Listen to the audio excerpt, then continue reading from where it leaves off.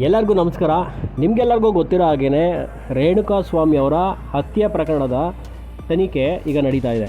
ಇದರಲ್ಲಿ ದರ್ಶನ್ ಅವ್ರಿಗೆ ಕೋರ್ಟು ಇದೇ 4ನೇ ತಾರೀಕು ಅಂದರೆ ಬರುವ 4ನೇ ತಾರೀಕು ಅರ್ಜಿಯ ವಿಚಾರಣೆಯನ್ನು ಇಟ್ಕೊಂಡಿದೆ.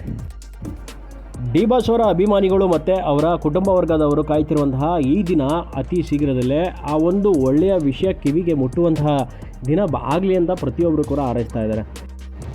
ಎಲ್ಲರೂ ಅಂದ್ಕೊಂಡಿರೋ ಹಾಗೆ ಈ ಒಂದು ಕೇಸಿನ ತನಿಖೆ ಇಷ್ಟು ದೊಡ್ಡ ಮಟ್ಟಿಗೆ ನಡೆಯುತ್ತೆ ಅಂತ ಯಾರು ಕೂಡ ಅಂದ್ಕೊಂಡಿರಲಿಲ್ಲ. ಪ್ರತಿ ಸಲ ಕೂಡ ಈ ಒಂದು ಜಾಮೀನು ಅರ್ಜಿ ತುಂಬ ಬರ್ತಾ ಇರುತ್ತೆ.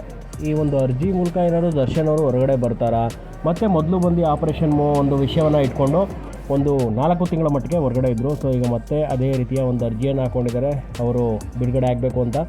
ಈ ಅರ್ಜಿಯ ತನಿಖೆ ವಿಚಾರಣೆ ಪ್ರತಿಯೊಂದು ಒಂದು ಪ್ರೋಸೆಸ್ಸಲ್ಲಿದೆ.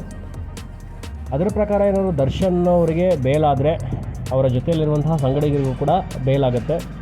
A1 A2 A3 A4 A5 ಇದಕ್ಕೆ ಒಂದು ಸ್ವಲ್ಪ ಕಷ್ಟ ಇರೋದ್ರಿಂದ ದರ್ಶನ್ ಅವ್ರಿಗೆ ಬೇಲ್ ಸಿಗ್ತಾ ಇಲ್ಲ.